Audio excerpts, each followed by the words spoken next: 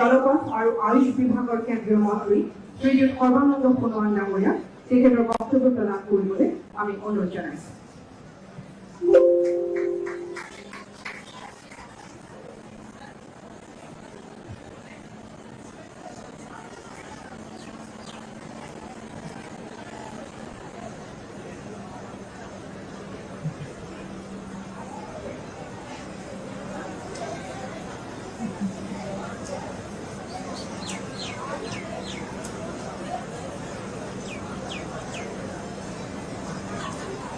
নমস্কাৰ। আজি অনুষ্ঠানত আমাৰ মাজত উপস্থিত থকা অসমৰ মাননীয় ৰাজ্যপাল শ্ৰদ্ধেয় গোলাপচন্দ কাটাৰিয়া ডাঙৰীয়া, অসমৰ জনপ্ৰিয় মুখ্যমন্ত্ৰী ডক্টৰ হিমন্ত বিশ্ব শৰ্মা ডাঙৰীয়া, কেন্দ্ৰীয় চৰকাৰৰ কৰ্মদক্ষ মাননীয় মন্ত্ৰী ৰেল মন্ত্ৰী অশ্বিনী বৈষ্ণৱ ডাঙৰীয়া, ভাৰত চৰকাৰৰ গৃহ বিভাগৰ ৰাজ্যমন্ত্ৰী নিশীথ পৰমানন্দ ডাঙৰীয়া, ৰাজ্য চৰকাৰৰ মন্ত্ৰী পৰিমল শুক্লবৈদ্য ডাঙৰীয়া, গুৱাহাটী লোকসভা সমষ্টিৰ সন্মানীয় সাংসদ কুইনুদা ডাঙৰীয়ানী, ৰাজ্যসভাৰ সাংসদ পবিত্ৰ মাৰ্ঘেৰিটা ডাঙৰীয়া, কামাখ্যা প্ৰসাদ দাসা ডাঙৰীয়া আৰু স্থানীয় বিধায়ক সিদ্ধাৰ্থ ভট্টাচাৰ্য ডাঙৰীয়াৰ লগতে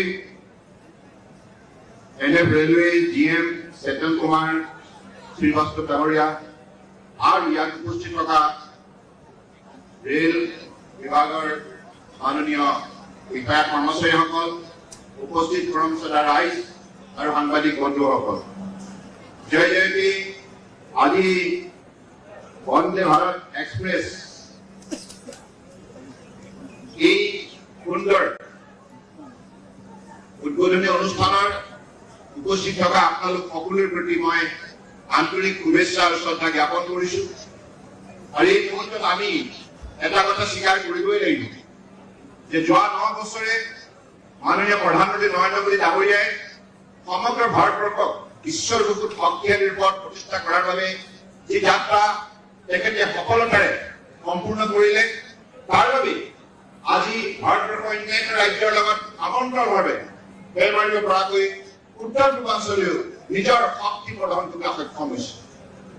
আজি যাতায়াত আৰু যোগাযোগৰ যোগেদি ভাৰতবৰ্ষৰ বুকুত এটা বৈপ্লৱিক পৰিৱৰ্তন আনিব পৰা মাননীয় প্ৰধানমন্ত্ৰী ডাঙৰীয়াই আজি বিশ্বৰ বুকুত ভাৰতবৰ্ষৰ ছবি যেনেদৰে উজ্জ্বল কৰি তুলিলে, যাৰ ফলত আজি ভাৰতবৰ্ষই বিশ্বৰ ৫ম সৰ্ববৃহৎ অৰ্থনৈতিক দেশ হিচাপে আজি স্বীকৃতি বুলিবলৈ সক্ষম হৈছে। এইটো কেৱল সম্ভৱ হৈছে মাননীয় প্ৰধানমন্ত্ৰী ডাঙৰীয়াৰ ভিছনৰ বাবে। তেখেতে যিবিলাক কাৰ্যসূচী হাতত লৈছে, make in India, digital India, skill India, startup, stand up, এই সকলোবিলাক কাৰ্যসূচী আজি যোৱা 9 বছৰে সফল ৰূপত ৰূপায়ণ কৰাৰ বাবে আজি ভাৰতবৰ্ষই বিশ্বৰ বুকুত বিশেষভাৱে সন্মান বুজিবলৈ সক্ষম হৈছে। আৰু আজি এইখন দেশত আগন্তুক 2047 ভিতৰত আত্মনিৰ্ভৰ ভাৰত হিচাপে পৃথিৱীৰ আটাইতকৈ শক্তিশালী ৰাষ্ট্ৰ হিচাপে গঢ়ি তোলাৰ বাবে তেখেতে প্ৰতিজন ভাৰতীয় নাগৰিকক কঠোৰ পৰিশ্ৰম কৰাৰ বাবে যিটো আহ্বান দিছে, ইয়াক আমি সকলোৱে সঁহাৰি জনাব লাগিব। মই আজি এই যিখন এক্সপ্ৰেছ ইয়াৰ পৰা আৰম্ভ কৰিছে অত্যাধুনিক ৰূপত গঢ় দিয়া এইখন ট্ৰেইনে কম সময়ৰ ভিতৰত আমাক নিজ জলপাইগুৰি গুৱাহাটীৰ পৰা যাত্ৰী কঢ়িয়াই নিব পাৰিব। আৰু ইয়াৰ মাজত থকা নলবাৰী হওক, বৰপেটা হওক, চিৰাং হওক, কোকৰাঝাৰ হওক, বিভিন্ন জিলাসমূহৰ পৰা ৰাইজে যিখিনি সুবিধা লাভ কৰিব আৰু বাংগালোৰ সৈতেও আমাৰ যোগাযোগ ব্যৱস্থা যিমান শক্তিশালী ৰূপত এইখন ট্ৰেইনে গঢ় দিব, ইয়াৰ বাবে আগন্তুক দিনত পৰ্যটনৰ পৰা আৰম্ভ কৰি আধ্যাত্মিক বা অন্যান্য সাংস্কৃতিক মত বিনিময়, ক্ৰীড়া, আমাৰ বেহাৰ বেপাৰ সকলোবিলাক ক্ষেত্ৰতে এনেধৰণৰ যাতায়াত ব্যৱস্থাই আমাক বিশেষভাৱে শক্তিশালী কৰি তুলিব। গতিকে মই আজি উপভাষণত মই মাননীয় প্ৰধানমন্ত্ৰী ডাঙৰীয়াক অসমৰ জনগণৰ হৈ উত্তৰ পূৰ্বাঞ্চলৰ জনগণৰ হৈ আন্তৰিক কৃতজ্ঞতা আৰু ধন্যবাদ জনাইছো। তেখেতে অসম তথা উত্তৰ পূৰ্বাঞ্চলক বিশেষভাৱে ভাল পায়। কথাটো তেখেতে কামে কাজে ইতিমধ্যে প্ৰতিপন্ন কৰিছে। আমি সকলোৱে দেখিছো যে উত্তৰ পূৰ্বাঞ্চলৰ 8খন ৰাজ্যত পূৰ্বতে যাতায়াত ব্যৱস্থাত আমি বহুত দুৰ্বল আছিলো। সেইবাবে প্ৰাকৃতিক সম্পদ সম্ভাৱনা শক্তি থকা স্বত্বেও আমি অন্যান্য ৰাজ্যৰ লগত ফেৰ মাৰিব পৰা নাছিলো, উন্নয়নৰ ক্ষেত্ৰত আগুৱাই যাব পৰা নাছিলো। কিন্তু আজিৰ তাৰিখত যাতায়াত যোগাযোগ আপুনি ৰেল বুলি কওক, ৱাটাৰ বুলি কওক, এয়াৰ বুলি কওক, ৰোড বুলি কওক, সকলো মোড অফ ট্ৰান্সপৰ্টেশ্যনক তেখেতে যেনেধৰণে প্ৰাধান্য দিলে আৰু যোৱা 9 বছৰত লক্ষ লক্ষ কোটি টকা ব্যয় কৰি আজি যাতায়াত ব্যৱস্থা ইমান সুন্দৰ ৰূপত সজাই তুলিলে, তাৰ ফলত উত্তৰ পূৰ্বাঞ্চলৰ খেতিয়কে হওক, ছাত্ৰ ছাত্ৰীয়ে হওক, শিল্পীয়ে হওক, সকলো ক্ষেত্ৰত কাম কৰা মানুহ আজি সবলীকৰণ সম্ভৱ হ'ল আৰু সকলোৱে আজি ভাৰতবৰ্ষৰ বুকুত অসমক বা উত্তৰ পূৰ্বাঞ্চলৰ অন্যতম শক্তিশালী অৰ্থনৈতিকভাৱে সবল অঞ্চল হিচাপে গঢ় দিয়াৰ সকলো লক্ষ্য স্থিৰ কৰিছে। আৰু এনেধৰণে আত্মনিৰ্ভৰ ভাৰত গঢ়াৰ মাননীয় প্ৰধানমন্ত্ৰী ডাঙৰীয়াই যি সপোন ৰচনা কৰিছে ই নিশ্চিতভাৱে বাস্তৱায়িত হ'ব, এই কথা নিশ্চিত। গতিকে আজি এই শুভখনত মই আৰু বেছি দীঘলীয়া বক্তব্য নাৰাখো।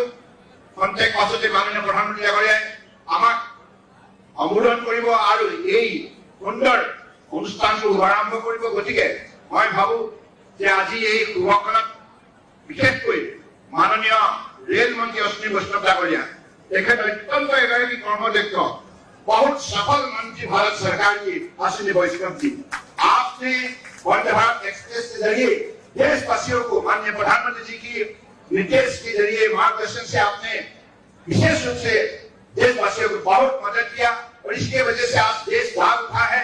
माननीय प्रधानमंत्री जी के नेतृत्व में भारत को आत्मनिर्भर भारत बनाने के लिए सब प्रतिबद्ध हुई है। तो इसलिए इस कार्यक्रम में आप भी सब जुड़ जाइए। इसी उम्मीद का साथ मैं आज पुनर्बार आपलोक সকলকে ধন্যবাদ জনাইছো আৰু অসমৰ মাননীয় মুখ্যমন্ত্ৰী ডক্টৰ হিমন্ত বিশ্ব শৰ্মা ডাঙৰীয়াক এই ক্ষেত্ৰত লোৱা পদক্ষেপৰ বাবে তেখেতৰ চৰকাৰখনক ধন্যবাদ জনাইছো। আৰু আগন্তুক দিনত মই আশা ৰাখিম যে যেনেধৰণে গুৱাহাটীৰ পৰা জলপাইগুৰিলৈ বন্দে ভাৰত এক্সপ্ৰেছ আৰম্ভ হৈছে, তেনেধৰণে ডিব্ৰুগড় তিনিচুকীয়া হওক বা শিলচৰ হওক এই পথছোৱাও আগন্তুক দিনত নিশ্চিতভাৱে অশ্বিনী বৈষ্ণৱ ডাঙৰীয়াই মনত ৰাখিব।